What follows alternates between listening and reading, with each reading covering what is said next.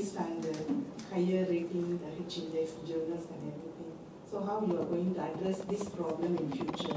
So I don't have all the answers to you because from an Elsevier perspective, but I know that the inclusion of open source journals is a big movement for Elsevier as well.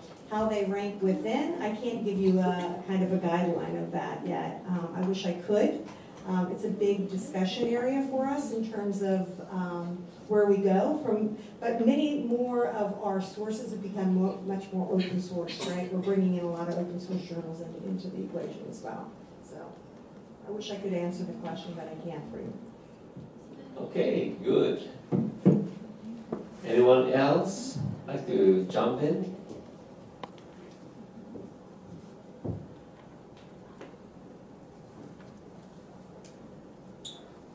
Okay, then we shall wrap this session up by going around the, and I just want to pose the final question, and that is, what sort of changes do you foresee in the usage of Altmetrics? We have been talking about the technology and the needs and all that, but what about the usage? Are people going to use the Altmetrics in a different way, or better still, in a more constructive way, in a more conciliatory way? What is your view, moving forward? What is and of course take into consideration perhaps some possible new Altmetrics that may come on the scene as well. Okay, what sort of changes do you see in the usage of Altmetrics towards the year 2030? Would you expect that some of these that are heavily used will be less used, and others may be combined because by themselves today they may not mean so much or so, and somehow there's a synergistic element to, So, okay, Tina. I think it depends on the organization using it. Okay. That's a big factor, right? Right. A research-intensive university may use it very differently, Yeah. and we see this now, even today, Yeah. right? But I think that the change will be dramatic over the next few years. So what about Plum Analytics? How do you foresee Plum Analytics using Altmetrics moving forward? Especially in 5 years' time, or even 10 years' time. How do you see? Again, I think it depends on the organization, and I think that, quite frankly, some of these, we'll be calling them potentially just metrics, right? I think that Okay. all metrics will go away, right? Because for various reasons, but I think we will see the term metrics, and I think funding agencies, right, versus a research organization uses these types of metrics very differently, right? We have major funding agencies that are tracking the money that they're awarding organizations or the money that they're awarding individual researchers. And they're also tracking the ones that have been denied the money. So it depends on the organization, but we see different types of uses. And I certainly, I think that ability to track that is going to become more intensive, right, for specific organizations. They're going to expect to be able to track things through the long tail of the process, right? And we live in this global world of teen science, right? It becomes kind of great when you're trying to track, all of the teams that are involved or the individuals that are involved from around the world. It's a challenge. It's a real challenge. Okay, Stephanie? I think we had an interesting conversation with a public university, and they said that one of their biggest challenges was that they needed to convince the public who funds them to demonstrate the impact of all the research they're doing. And the public doesn't care about citation counts. They don't even know what that is, right? But they do understand social media, and they do understand, you know, news and blog mentions and things like that. So I think we need to provide different metrics to help demonstrate to the public, whether that's societal impact or some other types of metrics that the outside of the research organizations, that the public can understand and become more mainstream beyond the citation count. Okay, very good. Stacy? So, I don't know if this is necessarily a prediction so much as a wish list item, but yet another. But I do think, or I hope, that we will move towards more expansive understandings of what scholarship is. Mm-hmm. And so we won't just necessarily be evaluating the products of research, the papers published, the code written, and so on, but we'll also look at things like syllabi and the scholarship that goes into creating a syllabi for a brand new course. And so not only is your work being cited in the syllabi, but your syllabi as a scholar of X, what that means for the work, the body of work that you produce, the students that you mentor. That's an aspect of scholarship and practice, mentoring, and helping other junior scholars through the field.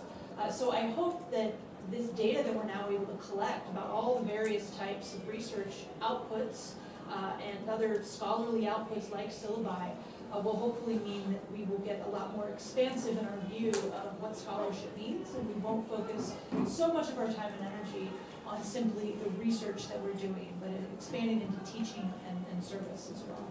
Very good. Mike? So I think particularly in the UK, we're going to see altmetrics used more routinely by researchers to track the impact of the work they've done. So every six or so years, we have to write a report on the societal impact of our research for the government, which gets 7.5% of the total government research budget, which is about £1 billion, roughly. So these stories about the impact of the research we had, the impact of our research, is worth about £1 billion in the UK. So people take them very seriously, and in my computer I have a little folder, in my email inbox I have a little folder called Evidence and Research Impact, and whenever I get an email from an organisation saying, thank you very much Mike, your research has helped us, and I put that in that folder, and in 7 years' time when I'm writing my little story, I will take quotes of that email and I'll have my evidence. Okay, that folder's empty now. And soon it will fill up. And I think a side effect of this is because in the UK we're trying to track the societal impact of our research. I think we're also going to be just more aware of the altmetric values for our articles, and I think that's is already producing a kind of a feedback loop, so that when we write articles or other publications that don't get very high altmetric scores, then that produces a reflection exercise. So was this really a good article? Was this really the right type of research for me to do? And I think that's a good thing, and I think the answer isn't definitely no. If you get an article with a 0 altmetric score for everything, it doesn't mean it's a bad article, but so long as you have a reflection exercise and think, well, why didn't it get any score? And there might be a particularly good reason, and then that's fine. But on the other hand, I can think of some papers I wrote that I thought everyone will love these papers, they'll all read them, I'll get massive altmetric scores. No, all 0.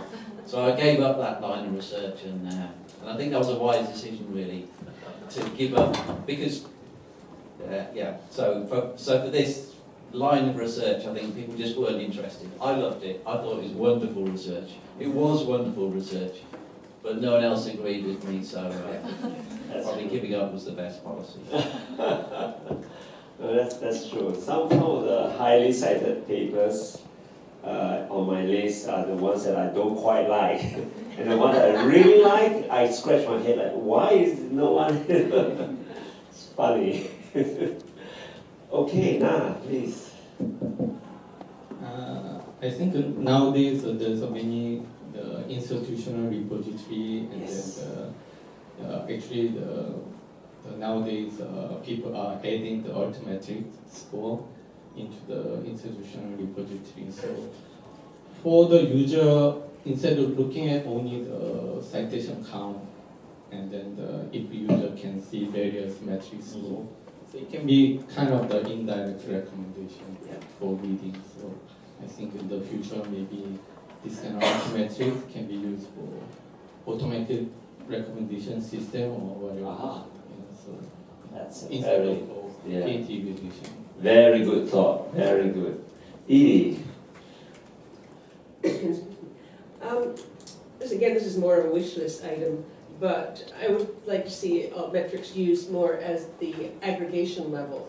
So, for instance, as a researcher, I may have an idea, I start a project, I get some funding, I carry this out over a couple of years, I produce some articles, there's a data set, maybe there's some software. I'd like to be able to look back and say, all right, here's this body of research, what's the what impact has it had? This goes back to what Mike said as well about impact. What impact at the social level and at the academic level has this group, this body of we've had this research project? And at the same time, I should be able to deconstruct within that and say, okay, it had a certain amount of impact, but I could see that most of the impact came from X, Y, or Z, whereas this train of thought or this piece had very little impact. Or maybe I put a lot of effort into a data set and that didn't seem to have any impact at all. So that I can, starting the next project, I can see where I might better have put my energies, what sorts of things had impact and what sort of things were not very rewarding. Okay, good. Schubert. I think I agree with Agner. This is what's going to happen. Lots of matrix based on which can be combined for us to assess different aspects of data. Some of which, of course, both qualitative, quantitative. Some are really for our consumption to improve our research. Others are for the decision makers to decide whether we're good enough, to get promoted and so on. So I think there are different users by different stakeholder groups, and depending on them, I think things will become to cluster together, aggregated together, to make more sense for the people to be able to make use of the data. Good.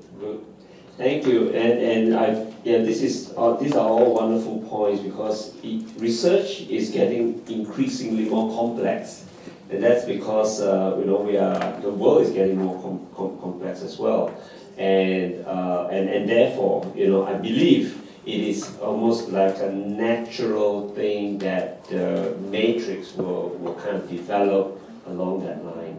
So thank you all so much for your valuable points. Thank you all for your patience, and thank you all for enriching today's workshop with your wisdom. Thank you.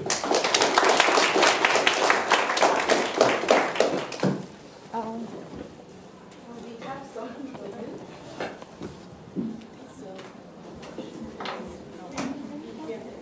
So we'd love to invite Professor Charles T. Salmon, the chair of Week-in Week School of Communication and Information, to do the honors.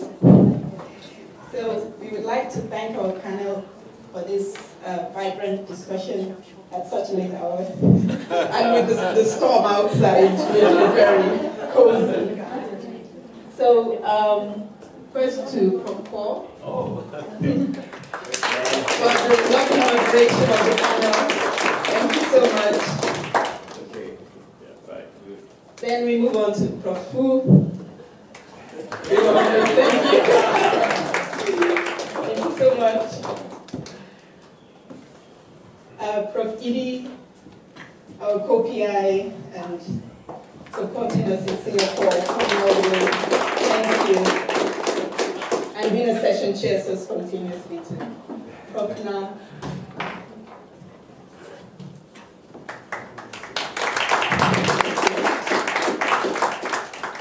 Then we have our keynote speaker, Mike.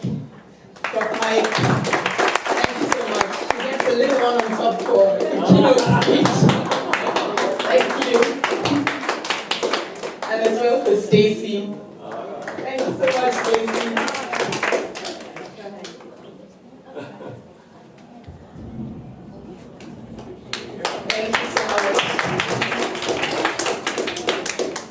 And we had two very spontaneous helpers, Stephanie, Tina.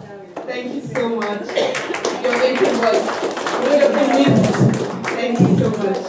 Thank you. And we had a session chair as well. Apana, please come forward. Thank you so much. We're making a long journey here to Singapore. Thank you.